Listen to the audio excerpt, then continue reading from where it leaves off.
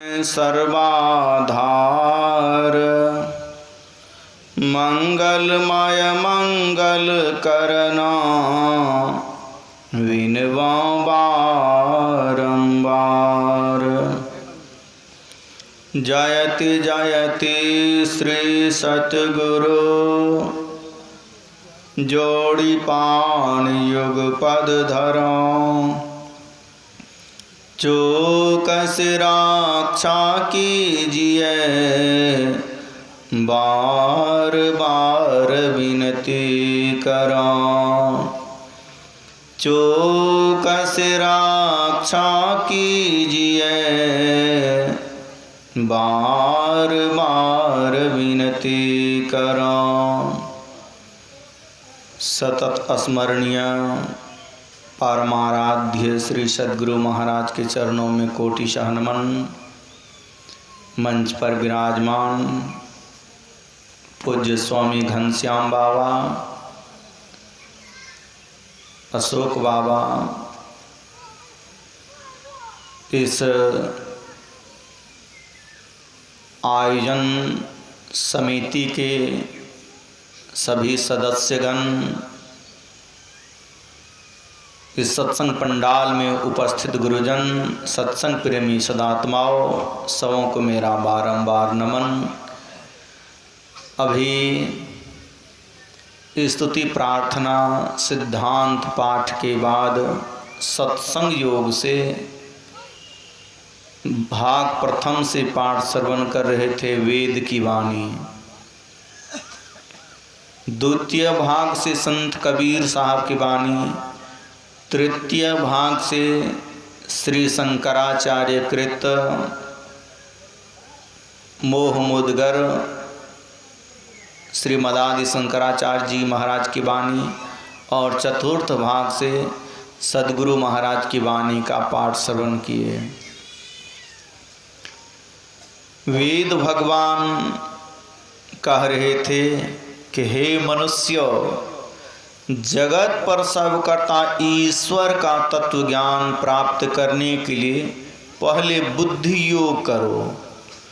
बुद्धि योग कहते हैं सत्संग को, मतलब बुद्धि को ठीक करना, प्राप्तव्य वस्तु का ज्ञान बुद्धि में होना, यह सत्संग से होता है। न जिस तत्व को हम प्राप्त करेंगे उसका ज्ञान हमको बुद्धि में होना चाहिए। सत्संग में ईश्वर की चर्चा होती है और भक्ति की चर्चा होती है, ज्ञान की चर्चा होती है, वैराग की चर्चा होती है। जो जो अंग ईश्वर प्राप्ति का अंग है उस सभी अंगों का चर्चा होती है। इसलिए सबसे पहले कहते हैं सत्संग करो। जहाँ हम आप अभी बैठे हैं यह सत्संग की जगह है। यहाँ बैठ करके सत्संग की बातों को सुन रहे हैं।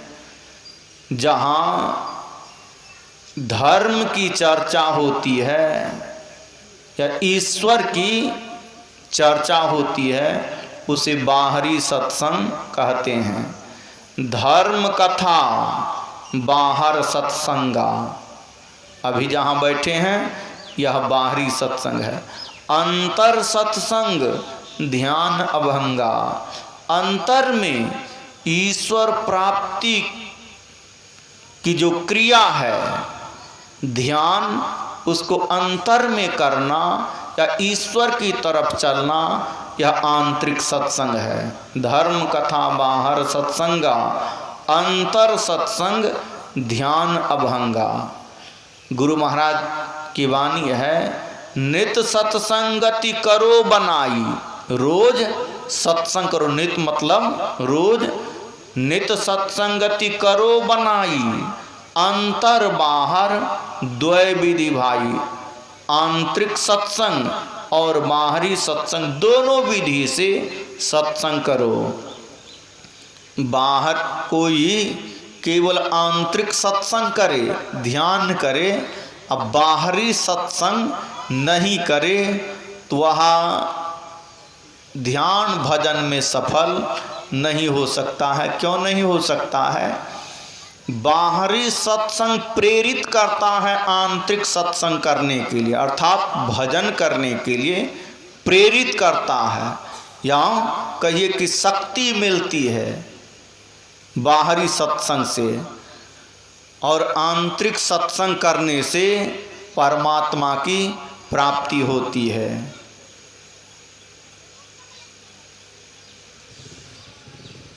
ईश्वर का तत्व ज्ञान प्राप्त करने के लिए बुद्धि योग, सत्संग, ज्ञान चाहिए। ज्ञान 4 तरह के होते हैं। एक ज्ञान है श्रवण ज्ञान, दूसरा ज्ञान है मनन ज्ञान, और तीसरा ज्ञान है निधिध्यासन ज्ञान, और चौथा ज्ञान है अनुभव ज्ञान। श्रवण ज्ञान, जहाँ हम आप अभी बैठे हैं, कोई बोल रहे हैं, कोई सुन रहे हैं, सुन करके या पढ़ करके जो ज्ञान हो उसे श्रवण ज्ञान कहते हैं। अभी मैं बोल रहा हूँ, आप लोग सुन रहे हैं, या आप ही लोगों में से कोई बोलेंगे, हम सुनेंगे, तो यह श्रवण ज्ञान है। श्रवण मतलब बहुत बातें बोली जाएंगी, अभी बहुत बातें, ज्ञान की बातें, बहुत बातें बोली जाएंगी, लेकिन कुछ बातों को बुद्धि पकड़ेगी और कुछ बातों को बुद्धि नहीं पकड़ पाएगी। जितनी बातें बोली जाएगी सभी बातों को बुद्धि नहीं पकड़ सकती है, लेकिन जितनी बातों को बुद्धि पकड़ेगी उसी बातों पर मनन करना, क्या ठीक है, क्या बेठीक है, क्या करने योग्य है, क्या नहीं करने योग्य है। जो बातें सुनी गई है, अब पकड़ी गई है, उसी बातों को मन में घुमाना, इसे मनन ज्ञान कहते हैं। और मनन करने पर यह निश्चय निकल जाता है कि करना चाहिए, क्या करना चाहिए और क्या नहीं करना चाहिए। निर्णय करके फिर करने लग गए, करने लगी, यह निधिध्यासन ज्ञान है। और करते करते प्राप्तव्य वस्तु की प्राप्ति हो जाएगी, वह अनुभव ज्ञान हो जाएगा। अनुभव ज्ञान कहते हैं प्रत्यक्ष ज्ञान को, सामने के ज्ञान को, माने जिसके बारे में अभी सुन रहे हैं, मनन करके फिर करने लग जाएंगे, वह वस्तु प्रत्यक्ष दिखाई पड़ेगा, यह अनुभव ज्ञान है। तो श्रवण ज्ञान है बिजली के समान, मनन ज्ञान है अग्नि के समान, और निधिध्यासन ज्ञान है वर्वा अनल के समान, और अनुभव ज्ञान है महाप्रलय की अग्नि के समान। श्रवण ज्ञान है अग्नि के समान।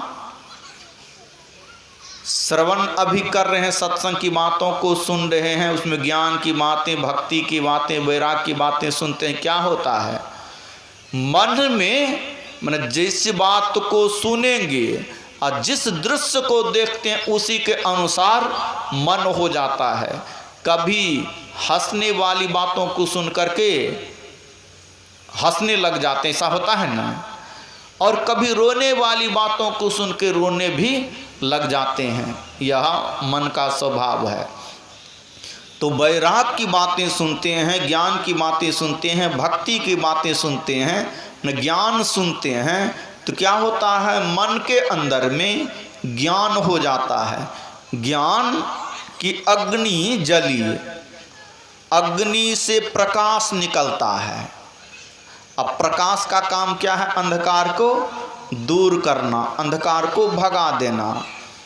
ये अज्ञानता, ये अंधकार है। मान लिया जाए अभी तो दिन है, अभी यदि रात्रि होती, इस जगह पर रात्रि होती अब बिजली बत्ती की कोई व्यवस्था नहीं होती तो पूर्ण अंधकार होता।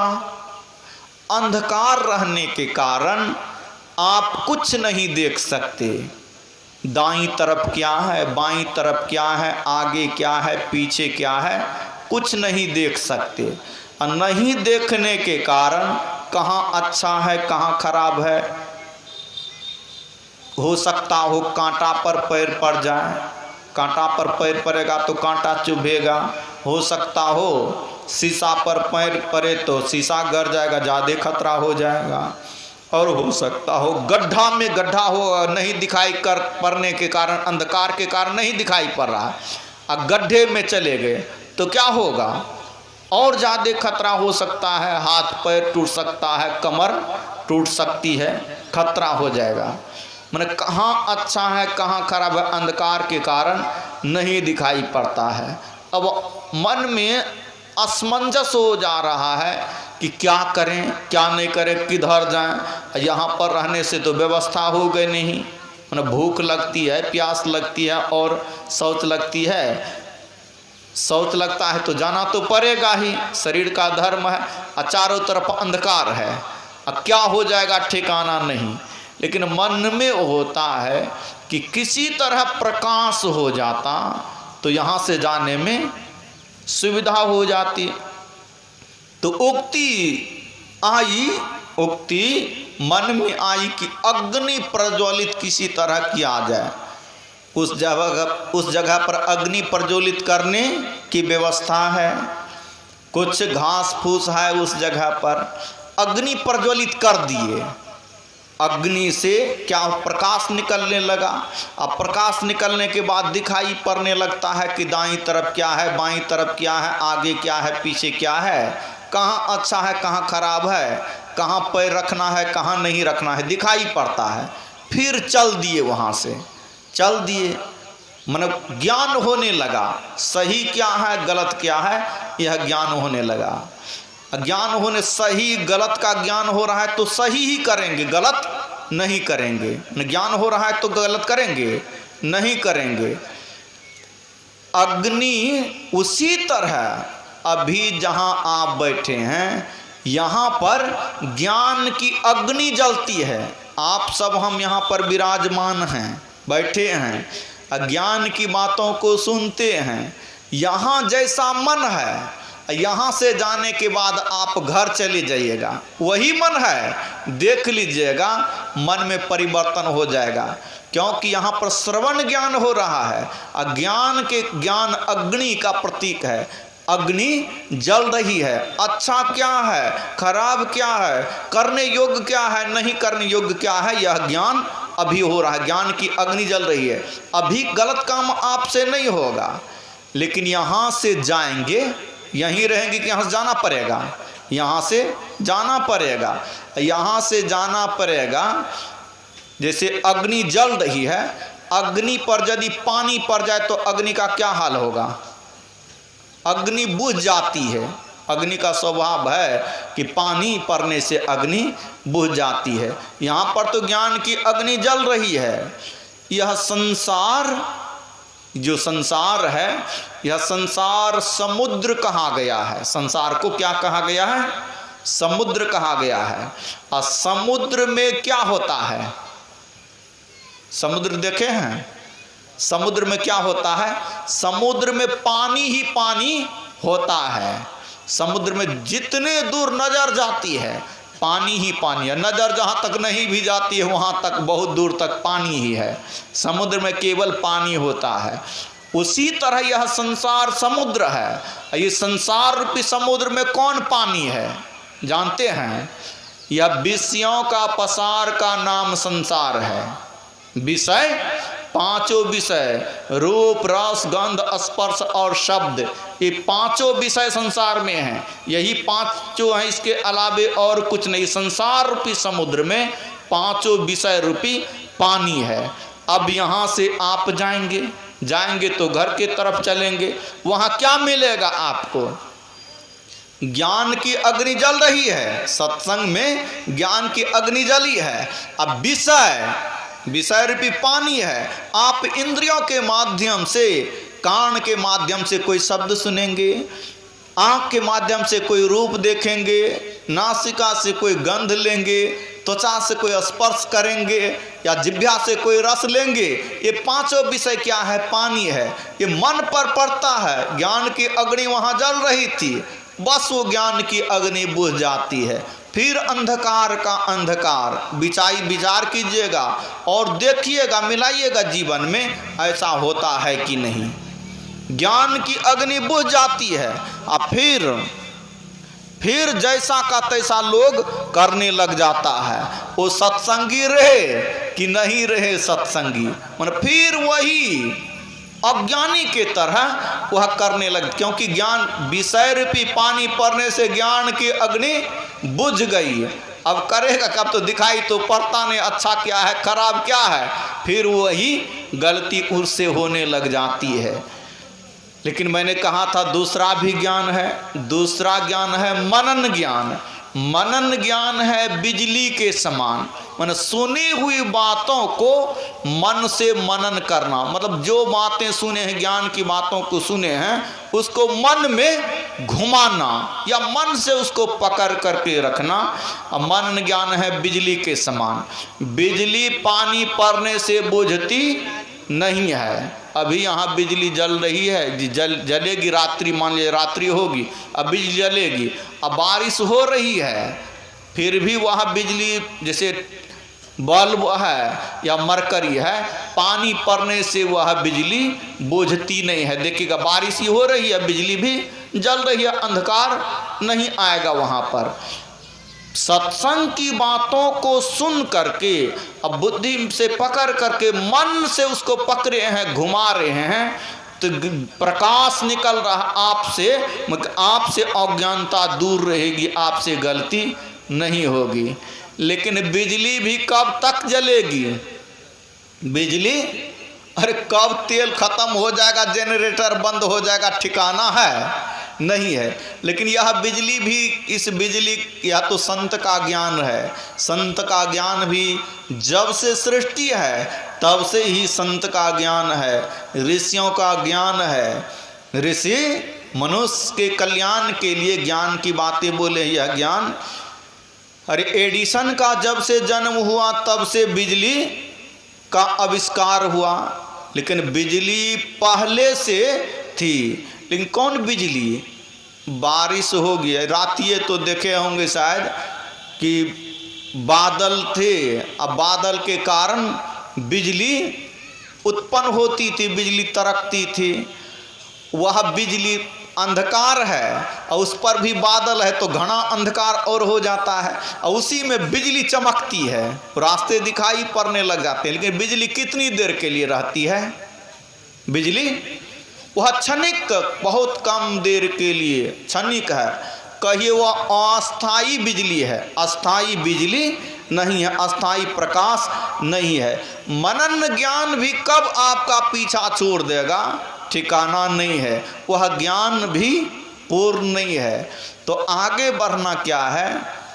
निधि मनन करके, केवल बहुत आदमी सत्संग को सुनता है, मनन भी करता है, लेकिन दीक्षा लेकर के निधिध्यासन नहीं करेगा। बहुत ऐसे आदमी मिलेंगे कि पढ़ा लिखा है, विद्वान है, लेकिन सत्संग सुनेगा, सत्संग में बैठेगा, बोलेगा भी, लेकिन वो दीक्षा नहीं लेगा, भजन नहीं करेगा, निधिध्यासन नहीं करेगा। निधिध्यासन ज्ञान कौन है? वर्वा अनल के समान है। वर्वा कहते हैं समुद्र को। समुद्र में हमेशा लहरें उठती हैं, तरंगें उठती रहती हैं, और संसार में जितनी नदियां हैं सभी नदियों का पानी कहाँ जाता है? बह बह करके निरंतर सभी नदियां बह रही हैं। कोसी हो, गंगा हो, और जितनी नदियां हैं वो रात दिन निरंतर बहती रहती एक ही दिशा में। वह नदी का पानी कहाँ जाता है? समुद्र में जा करके समाहित होता है। और समुद्र को देखेगा बढ़ता नहीं, वो जितना का उतने है। लहरें तरंगें तो उठती रहती हैं। यदि सभी नदियों का पानी बह रहा है तो समुद्र बढ़ते बढ़ते तो इतना बढ़ जाना चाहिए कि पृथ्वी को भी डुबा देना चाहिए, लेकिन बढ़ता नहीं है, उतना ही है। क्या है? परमात्मा की ऐसी व्यवस्था है कि समुद्र में जितनी नदियों का पानी, जितना पानी विशेष जाता है उसमें एक अग्नि है, अग्नि। और उस अग्नि का काम है कि जो विशेष पानी होगा उसको शोषित करते जाना, सोखते जाना। समुद्र के सभी पानी को वह अग्नि नहीं सुखा सकती है, नहीं शोषित कर सकती है, लेकिन जो विशेष पानी होगा उसको शोषित करते जाता है वह अग्नि। अर्थात समुद्र को मर्यादित करके रखना उस अग्नि, समुद्र में जो अग्नि है उसका काम है। और यदि वह अग्नि नहीं होती तो समुद्र संसार को डुबा देता है। परमात्मा की ऐसी व्यवस्था है, एक पर एक लगा करके रखे हैं। उसी तरह यह जो हमारा आपका मन है, यह मन भी समुद्र के तरह है, समुद्र ही है। गुरु महाराज की वाणी है, तुम साहब रहमान हो, रहम करो सरकार, भव सागर में हाँ परो, खेई उतारो पार।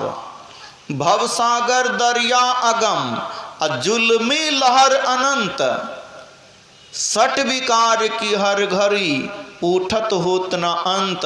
इन लहरों की असरतें गई सुबुद्धि खोय, प्रेम दीनता भजन संग, तिन्हों बने न कोय।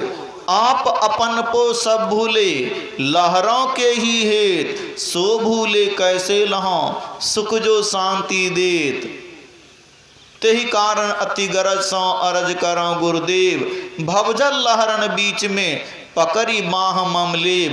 बुद्धि शुद्धि कुछ भी नहीं, कहे का में ही दास, सदगुरु खुद जाने सबे, बेगी पुराई आस। मेरे मुअलिज जगत में सतगुरु बिन कोई नाही, तेहि कारण विनती करो हे सतगुरु तो ही पाही। सुना रहा था, भवसागर दरिया अगम, जुल्मी लहर अनंत, सठ विकार की हर गरी उठत होत नांत। सठ मतलब छाह होता है, विकार मतलब काम क्रोध लोभ मोह मान मात्सर्य। यह छाहो विकार कहाँ उत्पन्न होते हैं? मन के अंदर में यह छहो विकारों की लहरें, सठ विकार की हर घड़ी उठत होत ना अंत। छहो विकार काम क्रोध लोभ मोह मान मात्सर्य, ये छहो विकार ये मन के अंदर में हमेशा उठती रहती हैं, छहो विकारों की लहरें। और आँख के माध्यम से, कान के माध्यम से, नाक के माध्यम से, त्वचा के माध्यम से, जिह्वा के माध्यम से क्या करते हैं? ये विषय रूपी पानी और अंदर में लेते हैं और ये बढ़ाता है। यह इतना ही क्या कहा जाए, इसके अंदर में निधिध्यासन ज्ञान बरवा अनल है। निधिध्यासन ज्ञान बरवा अनल के समान है। जो बरवा अनल विशेष पानी को शोषित करते जाता, समुद्र को मर्यादित करके रखता है, उसी तरह जो एक नाम का जप करता है, एक रूप का ध्यान करता है, दोनों दृष्टि धारों को जोड़ने का काम करता है, उसमें कुछ अनुभूति होती है। नाम का जप करने में कुछ अनुभूति होती है, इष्ट रूप का ध्यान करने में भी कुछ अनुभूति होती है, दोनों दृष्टि धारों को जोड़ने में कुछ अनुभूति होती है। कोई ऐसे साधक हैं शब्द का भी ध्यान करता है, उसमें कुछ अनुभूति, उससे क्या होता है? मन के अंदर में एक शक्ति होती है, वो शक्ति छहो विकारों को मर्यादित अर्थात मन को मर्यादित करके रखता है।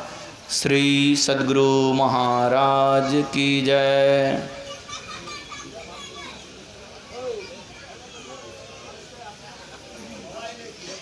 बाबा अभी निवास स्थान में जाएंगे, जब मंच पर आएंगे तब श्री सद्गुरु महाराज की जय।